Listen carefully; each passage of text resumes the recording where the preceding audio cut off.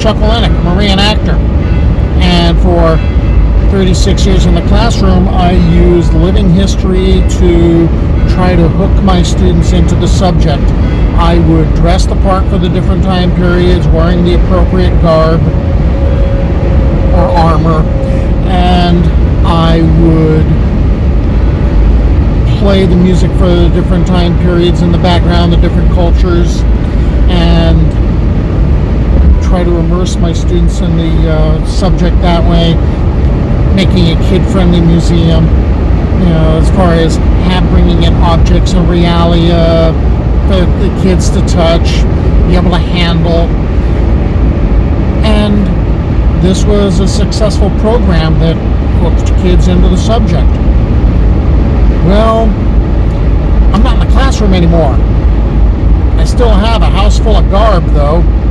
And, well, actually, there's an entire room that's filled to capacity. And I want to put that to use. Otherwise, it'd look kind of foolish. I also have a passion for bringing the past to life. That's still there, and that's also why I'm involved in historical reenactment on the weekends.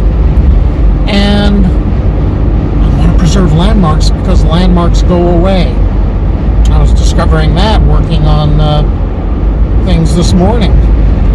Landmarks go away, or you can't get to them, which kind of makes it odd. And I like to play amateur anthropologist, amateur archaeologist, and history detective.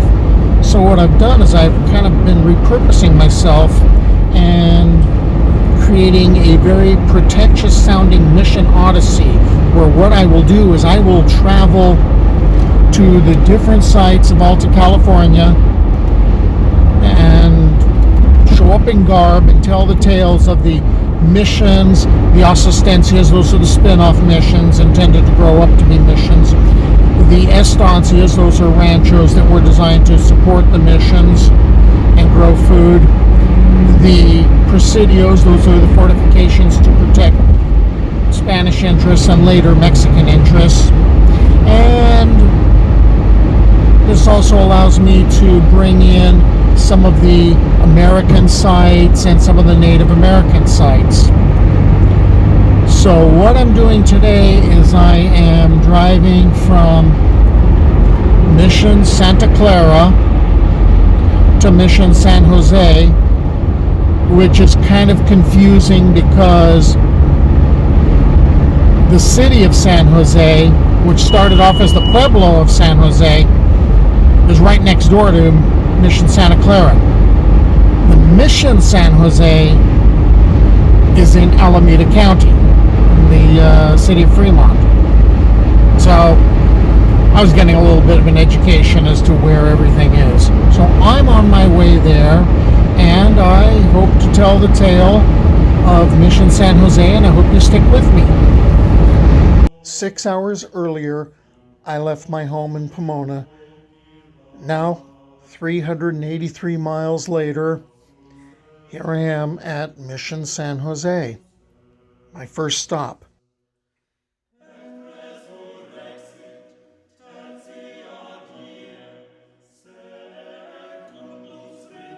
Ever since Governor Portola's expedition in 1769, when he accidentally bumped into San Francisco Bay, the Spanish realized the importance of it and wanted to maintain control. Later expeditions explored the region, and they were in search of possible sites for presidios and possible sites for missions. Padre Crespi, who had been on the Portola expedition, traveled with Pedro Fages, and he had suggested that a mission could be set up in the San Ramon Valley. However, the native Californians living in that area were very hostile towards the Spanish, so it was decided that a site would take place further south in what is now part of Fremont, California. Under Padre Serra, 9 missions were established in Alta California. In 1785, upon Padre Serra's passing, Padre Lasuen became the President General of the mission chain, and between 1785 and 1791, he established 4 more missions. The Franciscan Padres hoped to create a chain of missions, which would be a day's ride apart, and that's what a lot of people talk about when they talk about the missions. But the El Camino Real, the road joining them, was a well-traveled road joining north and south, but there were still long, dangerous stretches with no mission nearby. And no new missions had been created since Soledad in 1791. So Padre Lasuen and the governors would argue about the creation of new missions. Governor Borca at last agreed to allow the search for sites for new missions. And he sent out 4 parties, and it was the one from San Antonio de Padua, who had traveled north, and they'd passed the Mission Santa Clara, and as they were looking around, they made it to a hilltop, and from there Padre Antonio Dante and Lieutenant Sal could see Mission Dolores in the distance, and they could see Yerba Buena Island, and decided this would be a good site because there was plenty of water there. The ground seemed fertile. There were stones available for construction, and the soil was good also for making adobe. And so then Padre Antonio Dante raised the cross, planted it on the hill. On June 9th, 1797, Padre Lasuen, along with Padre Diego Garcia and Sergeant Pedro Amador and an escolta, a guard, departed Mission Santa Clara. 2 days later, on Trinity Sunday, June 11th, Padre Lasuen raised and blessed a cross at the previously found point, celebrated Mass, and dedicated a mission, the only one east of the San Francisco Bay, to St. Joseph. It was located near the Ohlone village of Odyssey, where the town of Fremont now stands, far enough away from the new pueblo of San Jose so the Indians would not be tempted by the city ways. The party then returned to Santa Clara. He would go on later that summer. In July, he'd be founding Mission San Juan Bautista to help fill in the gaps between the missions. He would then found Mission San Miguel, and by September of 1797, Mission San Fernando Rey de España. So 4 missions in the space of a few months to fill in the gaps, because the idea was to have the missions be a day's journey apart, and that wasn't anywhere near reality. It was up to a new group to actually build the first part of the mission. So Padre Isidro Barancia and Padre Agustin Marino would be the founding missionaries actually working to establish Mission San Jose, and there would be another corporal assigned with an escolta, and it would be their job, their task, to build a temporary chapel, build temporary quarters, and that would be for the Padres and for the soldados. And then they would get to work on doing work with the adobe, but that would also involve bringing in the neophytes. And the first year there were only 33 converts. The intended populace to reap the benefits of the mission system in the San Jose area were largely the Ohlone, specifically the Chocheño. The Ohlone made up a considerable portion of the populations over at Missions Dolores, that'd be the Ramaytush, and Santa Clara, the Tamian. And in time, Mission San Jose also recruited Patwin, Miwok, and Northern Valley Yokuts to become a part of the community.